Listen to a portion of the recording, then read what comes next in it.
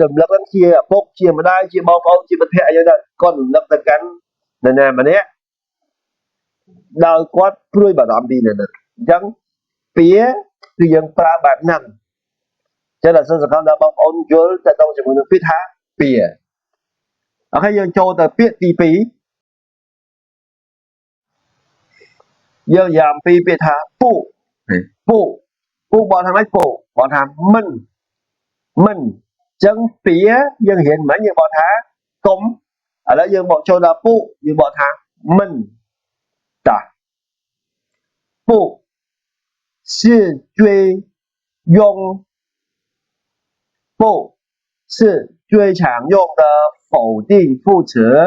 表示不是不会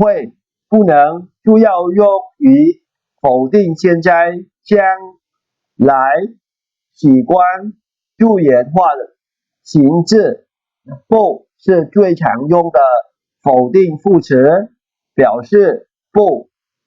是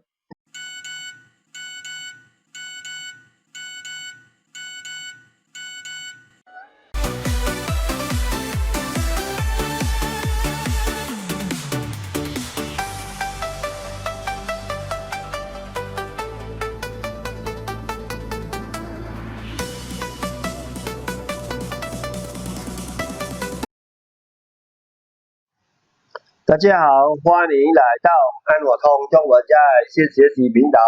今天បាទថ្ងៃនេះពួកយើងនឹងចូលមកដល់មេរៀនថ្មីមួយទៀតណាអញ្ចឹងមុននឹងចូលដល់មេរៀនថ្មីគឺយើងត្រូវដឹងថាតើយើងរៀនអំពីអីទៅដល់មេរៀនថ្មីហ្នឹងវាចំណងជើងដដែលទេតែអ្នកដឹងទេថាពាក្យទាំង3នេះគេប្រើនៅពេលណាហើយប្រើយ៉ាងដូចម្ដេចអញ្ចឹងពាក្យទាំង3ហ្នឹងមានអីគេមានពាមានពូមានពាក្យថាម៉ីអញ្ចឹងពាក្យដូចគ្នាទាំង3នេះអញ្ចឹងឡាសើគិតថាពេលខ្លះមានអ្នកសិក្សាមួយចំនួនគាត់បានច្រឡំទៅដល់នឹងពាក្យទាំង3ហ្នឹងគាត់មិនដឹងថាតើពាក្យប្រើនៅពេលណាពូប្រើនៅពេលណាម៉ីប្រើនៅពេលណាអញ្ចឹងដើម្បីច្បាស់ឡាសើនឹងបញ្យល់នៅក្នុងមេរៀននេះទៅកាន់បងប្អូនទាំងអស់គ្នាដើម្បីឲ្យយល់ទៅដល់ពាក្យទាំង3ហ្នឹងតើយើងប្រើនៅពេលណាហើយប្រើបែបម៉េចប្រើយ៉ាងដូចម្ដេចចាអញ្ចឹងកុំឲ្យយូរមុននឹងយើងចូលទៅដល់ការរៀនពាក្យទាំង3ហ្នឹងឡាសើសូមឲ្យបងប្អូនជួយចុច like share ជួយចុច subscribe ដាក់រូបកណ្ដឹងដើម្បីទទួលបាននៅវីដេអូមេរៀនថ្មីៗពីអានសាធោបាទអញ្ចឹងកុំឲ្យយូរចូលទៅរៀនជាមួយឡាសើទាំងអស់គ្នាទៅពីបាទអូខេឥឡូវយើងមករៀនពាក្យទី1និយាយអំពីពាអូខេពាយើងបើថាម៉េចពាកុំណាពានេះយើងបើថាកុំអញ្ចឹងយើងមកមើលអត្ថន័យពាតិចទៅណាពា是汉语中常用的否定副词主要用于表示禁止宣告请求或提醒别人不要做某件事情一般用于祈使句这边别是汉语中常用的否定副词主要用于表示禁止宣告请求或提醒别人不要做某件事情一般用于祈使句អូខេចឹងវាគឺជាគុណកិរិយាបដិសេធដែលគេប្រើជាញឹកញាប់ក្នុងភាសាចិនវាត្រូវបានប្រើជាចម្បងសម្រាប់បង្ហាញការហាមឃាត់ណាជីនសឺនេះយើងនិយាយអំពីការហាមឃាត់ការណែនាំយើងជឿនកោការណែនាំការស្នើសុំឈិនឈៀវអូខេឈិនឈៀវការស្នើសុំឬការរំលឹកណាទីសិងរំលឹកឲ្យអ្នកដទៃកុំធ្វើសកម្មភាពណាមួយហើយជាទូទៅប្រើនៅក្នុងប្រយោគបញ្ជាអូខេប្រយោគបញ្ជាចឹងមានន័យថាប្រយោគហ្នឹងបែបម៉េចឥឡូវបងប្អូនចង់យល់អានេះក៏ជាអត្ថន័យដែលសើបញ្យល់ចឹងមានន័យថាជាគុណកិរិយាបដិសេធចឹងវាសំខាន់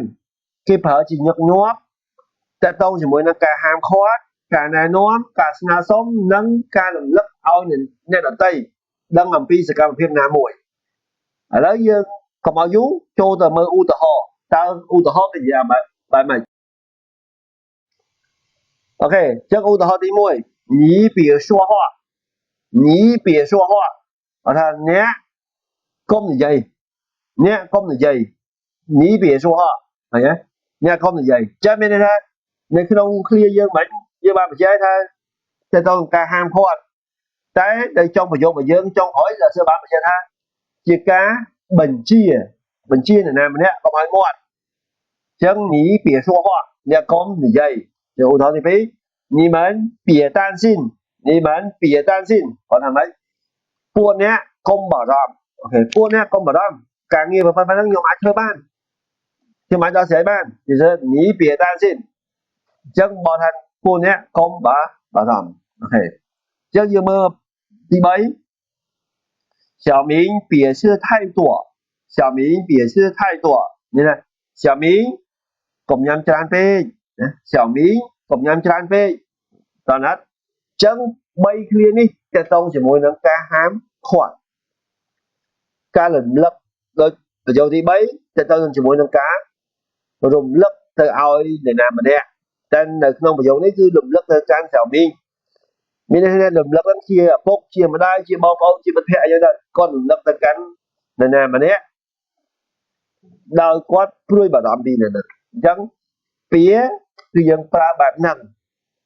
ចឹងដល់សិនសង្ឃឹមដល់បងប្អូនយល់តទៅជាមួយនឹងពាក្យថាពាក្យអូខេយើងចូលទៅពាក្យទី2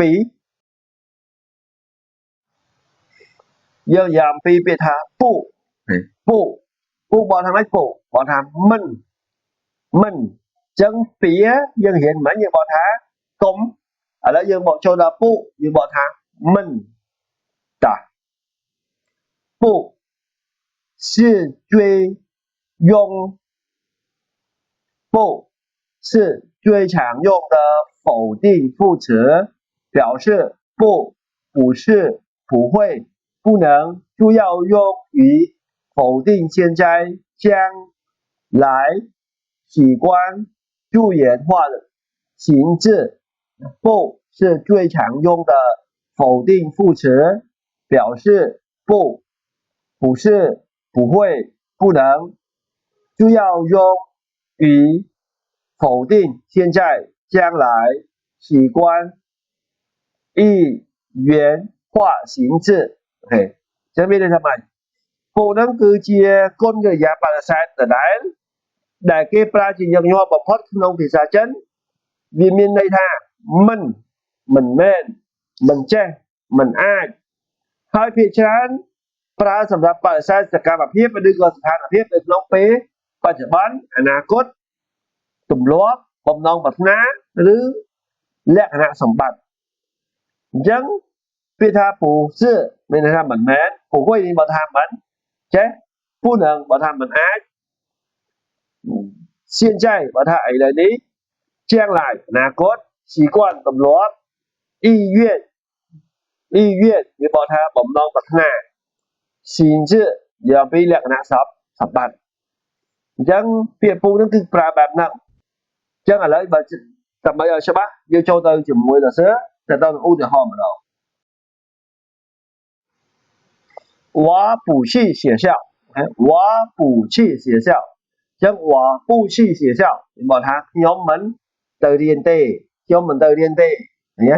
ចឹងមានថាគាត់បដិសេធថាគាត់មិនទៅសាលាទេនិយាយ我不去学校យើងមើលឧទាហរណ៍ទី2我不喝咖啡我不喝咖啡ចឹងគាត់បដិសេធទេថាខ្ញុំគាត់មិនផឹកកាហ្វេទេ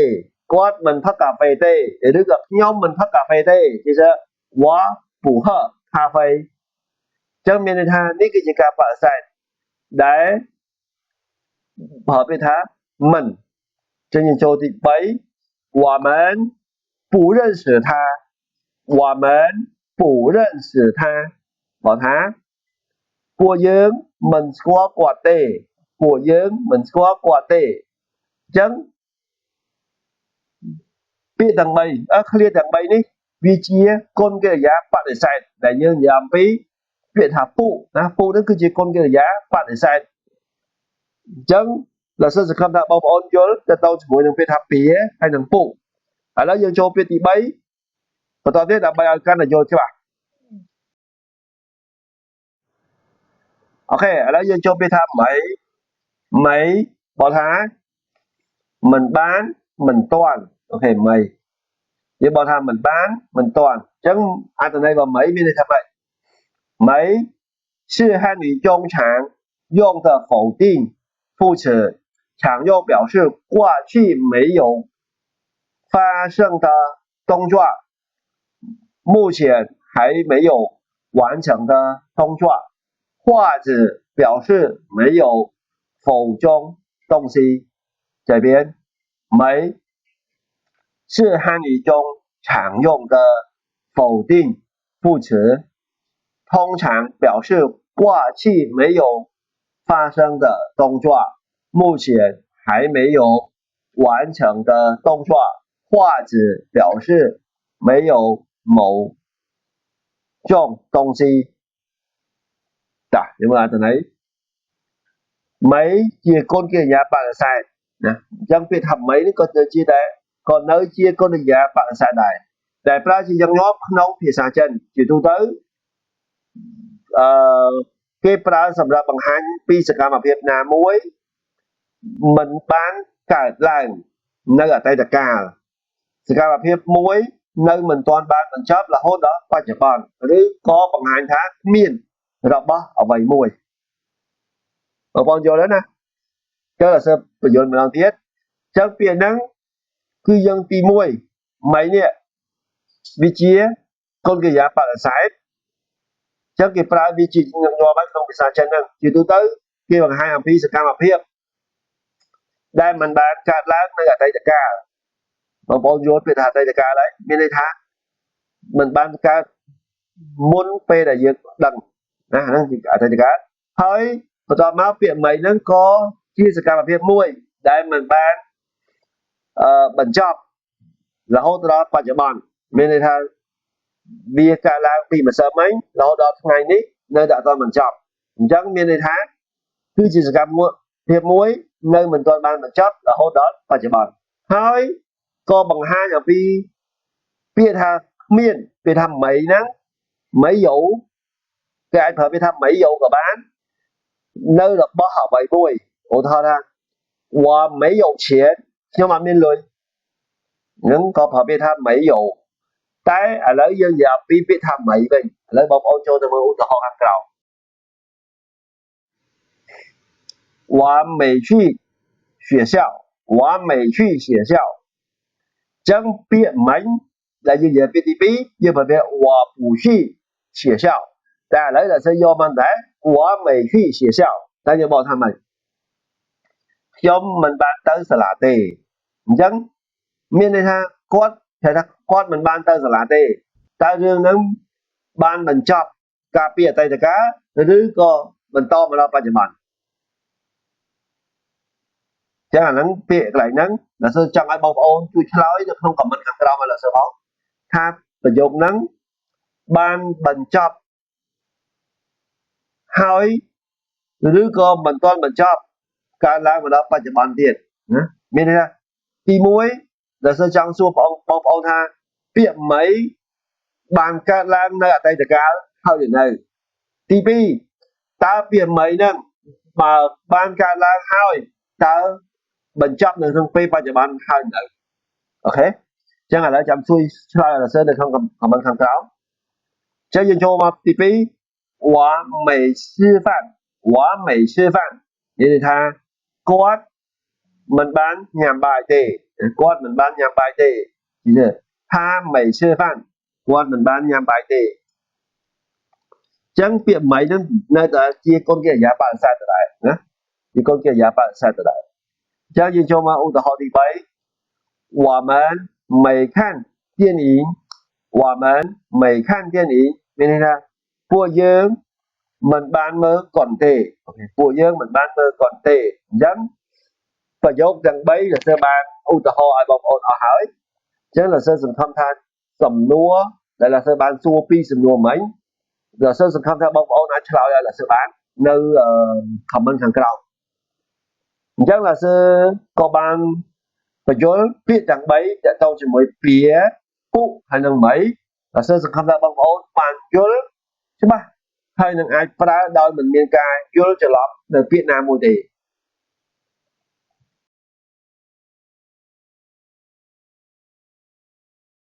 今天我们的课程就先上到这里，谢谢同学们的观看，同学们再见 Goodbye everyone បាទបងប្អូនទាំងគ្នាមេរៀនរបស់យើងចាត់តងជាមួយនឹងពាពុមីរៀនចប់ត្រឹមតែប៉ុណ្ណេះអញ្ចឹងបន្ទាប់នឹងមុននឹងបញ្ចប់ទៅលោកសិស្សក៏បានដាក់នៅវីដេអូ3នៅលើក្រោមបើសិនជាបងប្អូនពេញចិត្តលើវីដេអូមួយណាបងប្អូនចុចคลิกទៅលើវីដេអូមួយនោះដើម្បីរៀនបន្តមកទៀត老师សូមឲ្យបងប្អូនជួយចុច like share ជួយចុច subscribe ដាក់រូបកណ្ដឹងដើម្បីទទួលបាននៅវីដេអូមេរៀនថ្មីៗពីអានហ្វាធូអញ្ចឹងរកកំហុសខុសឆ្គងប្រការណាមួយលោកសិស្សសូមខន្តីអភ័យទោស好，谢谢大家，再见。